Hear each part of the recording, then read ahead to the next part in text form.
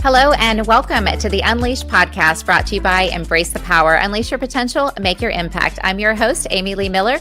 And before welcoming our guest today, just want to give a quick thank you to one of our show affiliates, Planetary Designs, your one-stop shop for coffee, brewing, and storage. Head on over to planetarydesigns.com to check out some fun gift ideas. And I'm very excited to welcome to the show today one of my good friends and also just a super talented and inspirational guy all around. So thank you so much for joining us on the show today. Glen Kochaney. Welcome, Glen. How are you? I'm doing great, Amy. How are you? I'm doing great. Thank you. Very excited to have you here. And so you are a successful medical sales executive, senior medical sales executive with many, many years of successful experience in this arena. And also you have an entrepreneurial spirit. You are a small business entrepreneur as well. I am. Yes. And super talented. I mean, you've done a lot of different things, leading careers in the most exciting industries or some of the most exciting industries. So that people want to be in and succeed in, that definitely bring their challenges. So finance, real estate, medical sales, and I'd like to touch on each of these today. But first, I want to ask you about, because I only recently learned that you were also earlier on in your career a bodybuilding champion. Is that right? It's true. Yeah, I was. I entered and won first place in a naturals contest. Oh my gosh, it was probably almost 30 years ago. But it was one of those where you're drug tested if you make it into the final lineup. So it kind of levels the playing field. You're not dealing with that are people using artificial stimulants. And okay. So yeah, it was something. An interesting part of my life. I'm glad I did it, but I'm kind of glad that's over as well. That's cool. I'm glad that you explained that because I thought you said natural and I wasn't sure, exactly what that meant. So that's how long were you into bodybuilding? Well, I've actually been doing it I've been working out for over 40 years. When I decided to enter into the bodybuilding arena, I probably concentrated on that for the better part of 2 years, training for that up until that particular contest. But, I've been kind of a fitness enthusiast for, 43 years now. Yeah. So it's been a long time. Yeah, I love that. Fitness is so important. And as busy as you are with all of your endeavors and performing, doing well in each of them, that's great that you still keep health at the forefront. And I also understand that you have your own podcast as well, Mind Up. So this is along the lines with your interest in fitness. Is that right? If you could share a little bit about Mind Up and the focus there. Yeah, well, thanks. It's funny because now, I'm sitting on the other end. Usually I'm sitting where you're at asking the right.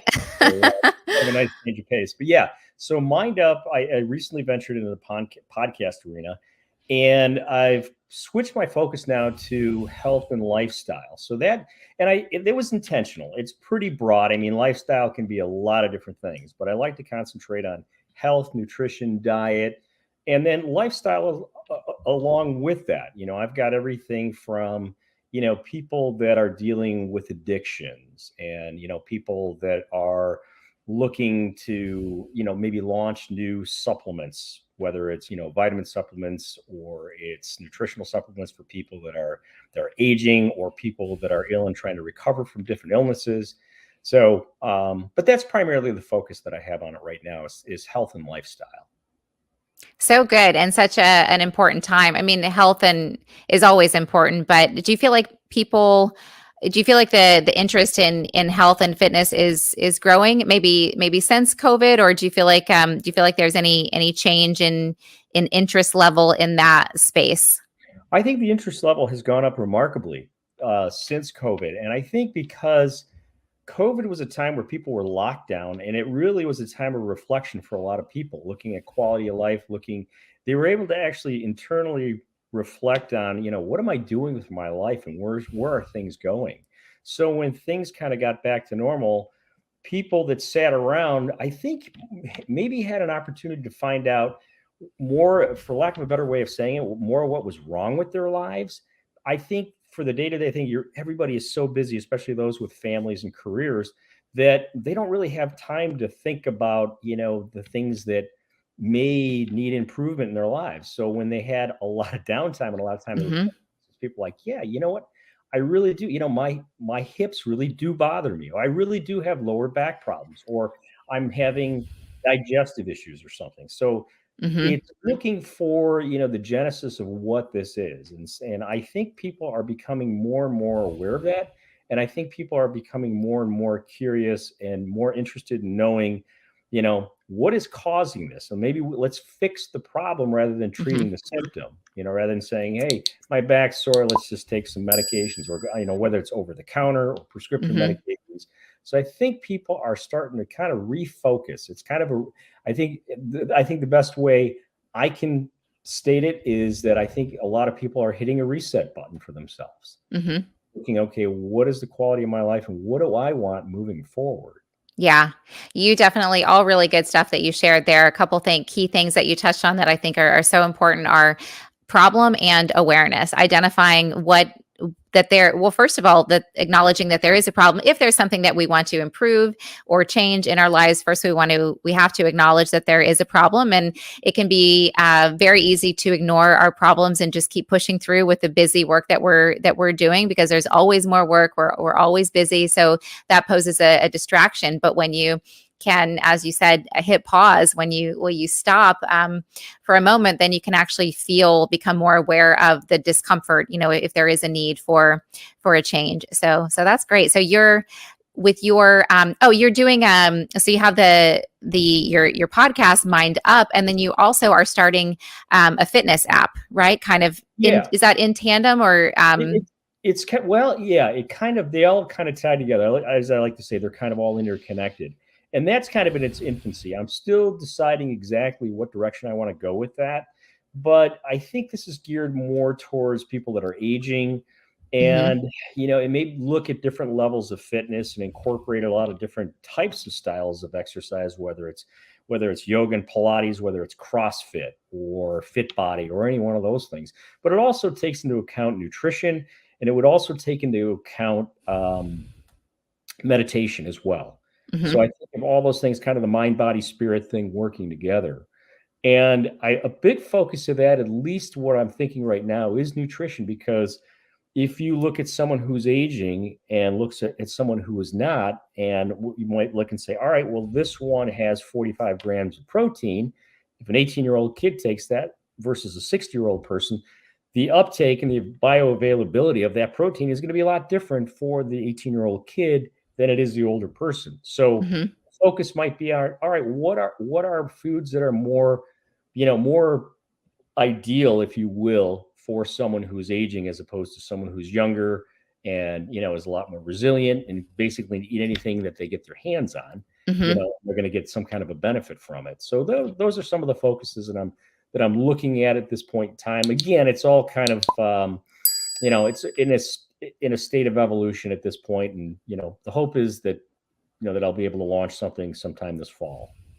That sounds really awesome. You said uptake and bioavailability. So I just want to dig a little bit deeper there, because this is something that I'm really into, health and fitness, but of course I'm focused more on, my own health and fitness. So as we age and our body changes, when you reference uptake and bioavailability, are you saying that as we get older, we may not be able to absorb properly all of the nutrients that would be more available to somebody younger who is getting the benefit from what they're eating? And so you need to adjust your diet. Is that what that means? Or yeah, I think it does. I mean, I'm not a medical person. I'm not a doctor. But I think it's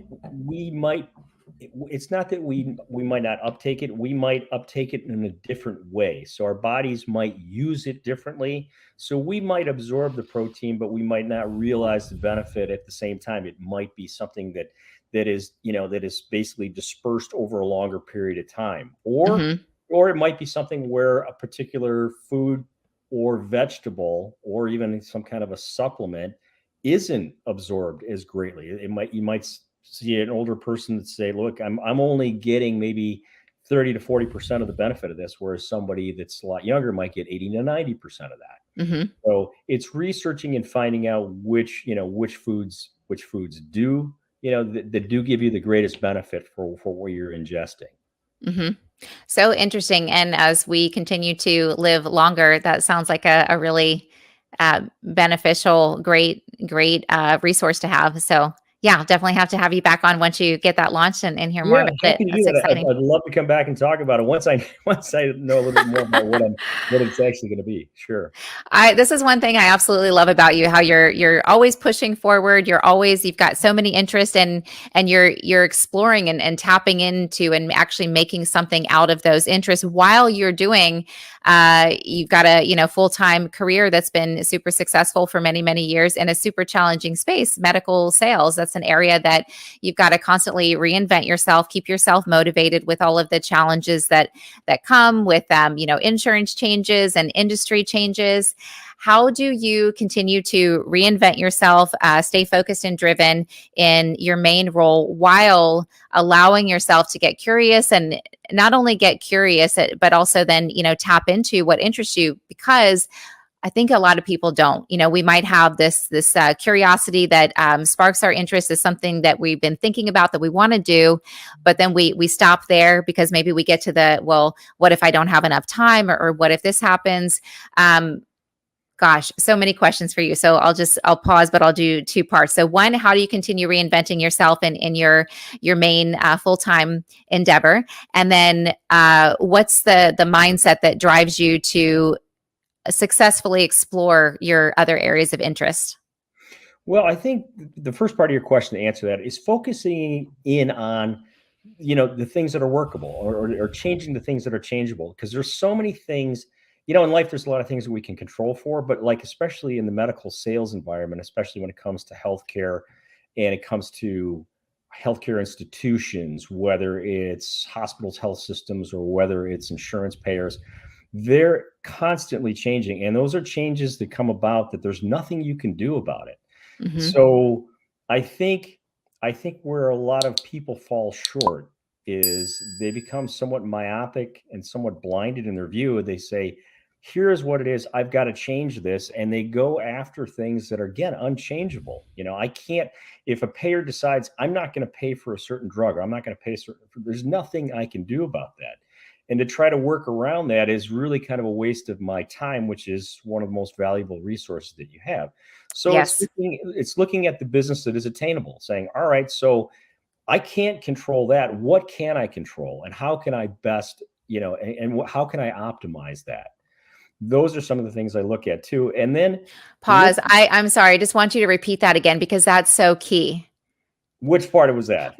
Well, what can I control, and how can I optimize that? And that saves so much time if we're focusing our time in areas so that's one thing that I do to stay focused and moving ahead, is focus on what I control and only what I have control over. Yeah. I mean, I can't, it really is. It's just a waste of energy. And it really is. It can be something that can be really demotivating to say, all right, well, here, and I know there's a lot of people that I work with professionally, and I know personally, that, they'll look at this and it becomes a negative, stigma in their life, where it's like, well, I was dealt a losing hand. This is what I've gotten. Like, all right, so this is the hand that you were dealt. How are you going to deal with that? How are you going to overcome that? Because, again, you're faced with this. So let's figure out a way around it. And there's always a way around it. There's always a way, is the way that's kind of my mindset, is there's always a way to do it. It's up to me to figure out how to do that. And again, focusing on what I can change and what I can develop, and spending my time and energy with that. Because again, that's our greatest resource that we have. And it's the one that is in the most short supply. So we need to use it wisely and use it efficiently. Absolutely. And it's the one thing that you cannot get back. You can go get another job. You can make more money. You can make, new friends. I mean, with most things, you can get more of them, but your You're time, right. you cannot. Yeah. You're right. It's kind of like that bad TV show you spent there, and you're like, "There's an hour of my life that I can't get back." Well, this is the same thing. This is the same thing, you know. I will not watch a bad movie or read a book that I got to stop it and find something else. Yeah, it's Yeah, I that's one of my biggest pet peeves. So I don't let it happen as much as I can, which is, wasting time. But then, to your point, we can, when you focus on what you can control, that's how to maximize and optimize the time, because then you can better prioritize and narrow your focus, and then you're going to go, further faster. yeah, So yeah. And finding out what people need. I mean, on a daily basis, I will walk into somebody, and it could be a busy practice, whether it's a primary care or specialty practice, and just say, "What's missing? What if you guys could have anything? If the cost wasn't an issue, if software development wasn't an issue, and let's just say, the FDA wasn't an issue. In a perfect world, what is missing, and what if you could have anything right now, what would it be?" And get them to open up, and there's wow. a lot of things that they'll speak of, and they're like, okay, well, there's nothing I can do about that. But every once in a while, so somebody will come up with something like, okay, you know what, let me see if I can find that, or if I can help you through that. Is it something you would be interested in pursuing? And invariably the answer is usually yes. Yeah, if you can Mhm. find that, or you can figure that out, yeah, I'm all ears. That is amazing. What a great perspective. Just such a kind of almost innocent, open, very curious question that's so easy that, I mean, I never thought of that as a sales rep. I might Yeah, write that down. Not that I'm in sales anymore, but we all sort of sure. kind of are, always. So yeah, that's really good. Absolutely. So, super solid, successful medical sales career. Continue reinventing yourself with your positive attitude, creative mindset. You started your career earlier on in real estate, and you thought that that was your direction that you were going to go, if I'm understanding correctly. And you had a pretty significant upset. If you Yeah. wouldn't mind sharing a little bit about that, how you came back from it, I'd love to hear. Not at all. It's interesting because, 25 years ago, whenever I decided to get into real estate, it was more of a side hustle. It was sort of a thing like, hey, I'm going to try to develop this sort of a thing. Maybe it'll build something years down the road for retirement.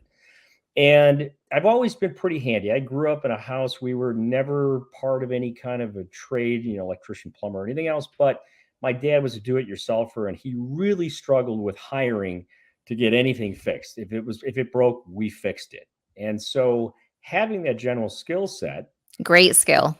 yeah, it was great. So, the first couple things when I was young, I bought a house, moved into it, renovated it, sold it, made some money, moved on to another one. And then I thought, well, maybe I'll invest in some, real estate in residential rentals to start out. So that's what I did. And I started acquiring a bunch of properties.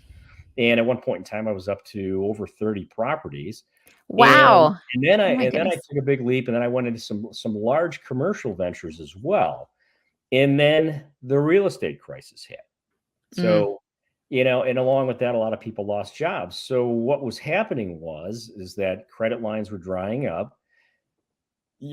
As far as rents, the vacancy rate was off the chart. You couldn't even give the stuff away because a lot of the younger tenants, the people that I would have, some of them were either moving back in with their parents because they lost their jobs, or they were moving back home to help their parents because their parents lost their jobs. And they were wow. moving back in to say, I need to help out, and I need to help them with, make their mortgage payment and just pay their bills. And the same thing happened in commercial real estate too. Out of, maybe, 12 to 15 places, you were lucky to keep one occupied. So that was just an enormous loss that I suffered from that. And that was hard to recover from, and That sounds, yes, enormous and hard to recover from. yeah, Yeah. yeah, it really was. I mean, it was a huge financial setback, to say the least. And what took you through that? How did you get through that? Was there a dominant mindset or practice, or maybe was it more of controlling what you have control over? What carried you through that? I think what really carried me through that, because right before, right before these things were collapsing, I had decided to venture into mergers and acquisitions. So, the timing, it was almost like the perfect storm. So I was just getting into the mergers and acquisitions thing. And my eyes were really opened wide, because I was dealing with a lot of finance too. And I ended up doing a lot of forensic accounting. So I was dealing with high net worth individuals. I was dealing with finance companies, whether it was private equity, commercial or independent lenders, along with angel investors. And I got to know a lot of these people that were very successful, and a lot of the things that they had in common for the people that were really successful is they all had failures, and I mean monumental failures. In fact, you and I might have talked about this at one point in time. There was a couple angel investors that I was dealing with. I was bringing clients to over on the West Coast, and their criteria is, look, you know what, if you're going to bring us somebody, to finance an idea or finance a company, whatever it's going to be, we don't even want to look at these people unless they've been wiped out, not only once, but sometimes twice. One of the guys just said, look, I want to make sure someone was completely wiped out. I mean, lost everything, their house, their car, their family, and everything else. Oh my goodness. Came back, and it happened again. But they want to see that grit and that resilience. They want to see that somebody made it through that. And I think that's really what helped define me, I should say, what it helped me through this, because that always stuck in the back of my mind. So when everything happened to me, I thought, well, I got a choice. I mean, I could let this be the defining moment and let the years go by, hide under my desk, and say, that's all I'm doing is feeling sorry for myself, that I've been a victim. And I've known people like this. And, as the years go on, their stories become greater and grander, and they embellish on that stuff. Or you could be like a lot of these other successful people that I dealt with and said, all right, so you had a bad turn in life, figure it out, learn from it, and move forward. And Absolutely. So Yep. been my mindset ever since. And I think it's served me well. I love that. Resilience, perseverance, learning from our, either we could call them mistakes, we could call them failures, but either way, it's not achieving the desired outcome. However, if I could say one thing, so there was one guy that I dealt with, a very successful guy, middle-aged guy, well into the double-digit millions as far as his personal net worth. And I remember one time I said, boy, you've really been a success. I mean, you're really, a true, an icon here in the business that you're in, and really, the kind of the definition of success. And he said, no. He said, I've been a monumental failure. He goes, I just got it right a couple of times. And wow. I love that. That's so good. He goes, that's the reason people kept going, why do you keep coming back to this? You keep failing. Why do you keep? Because he goes, you know what? Because I only need to get it right once. Yeah. I only need to get it right once. And he did it. And so he corrected me right away and said, no. He said, actually, if you look at the history of my life, he goes, I've been a monumental failure. Oh my goodness. Now that, I'm reaping the benefits of everything that I learned from all the failures that I finally learned and figured out how to do it right. Yeah. And that's what it takes. I am maybe unique or maybe not. I don't really believe in failures for this very reason. We're learning, we are getting the knowledge so that we have more to offer later, without all of those experiences. And like you said, building grit to, as long as you keep going, you're not going to fail. I mean, if you stop, although it is important, I have learned multiple times, very important lesson, to pay attention to when the direction that you're going no longer feels like the right direction. Because then if you, that's when perseverance, I believe that, our great qualities such as perseverance can hold us back sometimes to the same degree that they can move us forward. So that would be, perseverance. If you're going in the direction that's not meant for you, pay attention to how are you feeling? Are you liking this? Are you not liking this? Yeah. And as you go through life, especially when you're recovering from failure, there's a lot of things that factor into it. One thing for me is, I've got 3 kids. They're older now, but they were very young at the time. And my thought was, these kids need to see hope. They'll get past the fact that, their dad failed at one thing or another thing, but they'll be able to look back at it and say, you know what, he figured it out. He dusted himself off, Mm-hmm. and he bounced back. And so, and I thought that with kids, they need to see hope, because as much as, I stress education and hard work, if they saw that I gave up, then that could have a huge negative impact to them down the road. They Mm-hmm. might say, well, why should I apply myself? Look at my dad. He went to school, he worked hard, and look what happened to him. You know, so that always Such kind a of great point.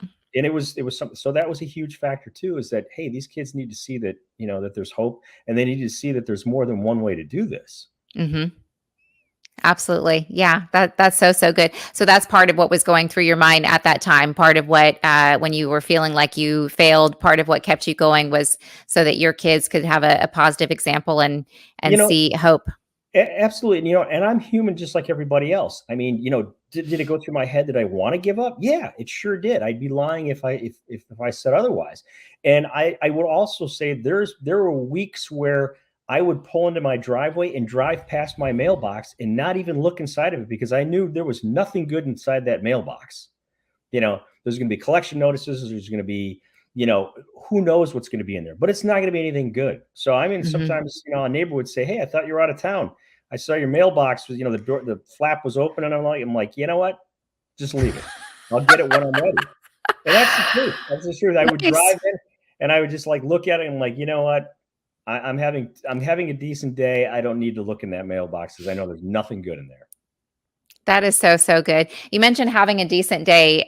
What are some? I'm curious if you have a routine or some positive things that you do to keep yourself in that positive, right mindset at the start of your day. I do, and I appreciate you asking, because as I've mentioned early on, I'm really into fitness and stuff. So pretty much every morning I go to every between a 5:30 and 6:30 a.m. fitness class. It's like a Fit Body boot camp. They call it Impact, Nice. and yeah, and so that lasts 45 minutes. And that is typically how I start my day. It's funny because you mentioned early on also, say, well, it's great that you find the time to do that. This is part of my life. This isn't like finding the time to do something extra. This is saying, Mm-hmm. look, this is kind of baked in. So whatever I have to do, this is something that is necessary, and it's I'm not flexible on it. This is something that has to happen. That's kind of the pillar. One of the Mm-hmm. pillars of my life is being healthy. Keeping your body, mind, and spirit healthy, eating the right foods, and for me, that's my therapy. That is so good. Yeah, non-negotiable. That's for me too. I remember the first when I started running. I remember the moment the first. I remember the moment when I first started running. I was 12 years old. Not super happy growing up, and one of the reasons was I didn't feel like I had a lot of freedom. We won't get into all of that. I really didn't. But running was something that I was allowed to do. I remember just being in the yard one day, and I just got this urge to run down to the end of the street and back, which was probably would have been maybe half a mile there and back. And I asked my parents, can I run to there and back? And they said, yeah. I did it, and I got back, and I said, I want to go again. Can I go again? And I started running. So running, this is, one of my examples of finding a positive out of a negative, so not great, situation. But what was important to me was finding, a sense of self, a sense of freedom. And I found that. And so, I still run today, but now I mix it up with, yoga, other workouts as well. But working out, yeah, is one of those core.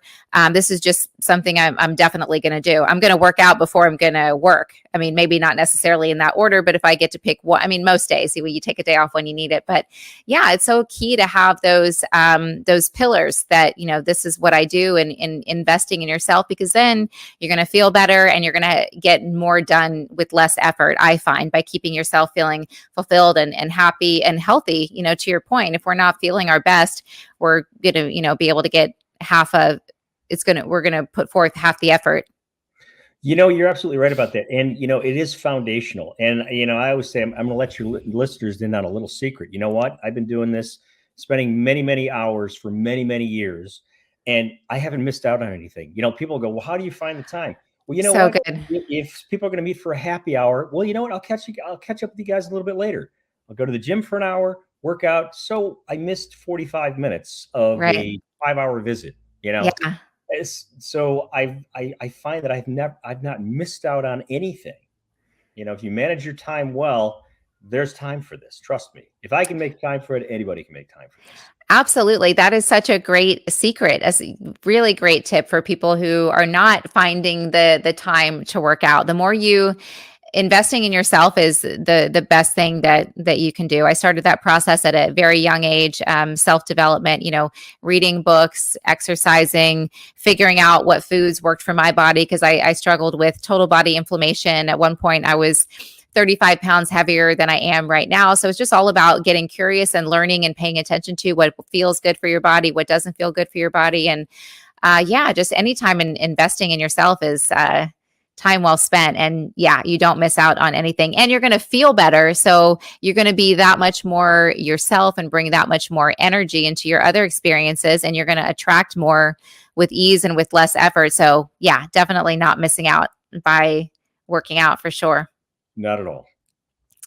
It has been so awesome having you, Glenn. You brought up some great points and just different perspectives. Still, always super positive. But I love speaking with people and hearing positive energy, different stories, and told in different ways because we absorb different things in different ways. I'm not saying that the best, but am I making sense? Do you know what I mean? Absolutely. Everybody, look, somebody could hold up a picture of something and then 50 people in a room and everybody's going to have a different interpretation of that picture, Yep. But I think the point is, if you get something out of it, what did you get out of it? What did you learn for it? And then how do you harness that and use that? Yeah. You and I might look at something and you might say, you get a completely different idea, but what works for you might be different than what works for me. Mm-hmm. But the point is to learn from it and get something from it and use it. Yeah. How is this useful to me? I look at a lot of things too. I'm like, hey, that's a great product. My kids will show me something like, okay, so how does that make my life better? How does that help me? Smart kids. Yeah. Yeah. That's too good. Their own good, but yeah, not falling far from the tree there. Before we let you go, tell us, how can we listen to your podcast, Mind Up, and how can we get in touch if anybody has a question for you or wants to stay updated on what you're working on? Well, I think the best way to do that right now for the podcast, it's called Mind Up.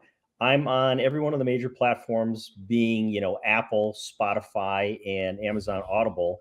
If people want to get a hold of me, they can message me at Glen Kochaney on Facebook. That's probably the best way to do it. Or if they want to send me, they get, G, and if you want to put it in the show notes, that's fine. But GKOCHANEY@gmail.com is fine too.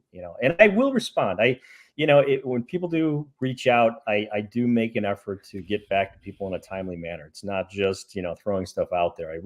I'm genuinely interested in the questions that people have and happy to answer them. So nice. And just like I shared before, engaging with you is always a treat. I always come away from our conversations energized and inspired. So thank you so much for being here. And hopefully our viewers can got some great takeaways from what you shared today. So thank you so much, Glenn. Appreciate you being here. Thank you, Amy. It was such a pleasure. And thanks so much for having me. I do appreciate it. Absolutely. Absolutely. And thank you so much to our viewers. Really appreciate you guys tuning in. Remember to like and subscribe to Embrace the Power. Definitely come back and check out some great upcoming fun and educational interviews on Embrace the Power with Vince Buggs and Mike G and Dr. Jennifer Blaylock on Aspire to Inspire. If you are a leader and you are looking for some tips on improving your hiring process, I invite you to check out my book, Ready, Set, Recruit, The Hiring Manager's Guide to Recruiting with Confidence. And we will see you very soon. Until next time, stay curious.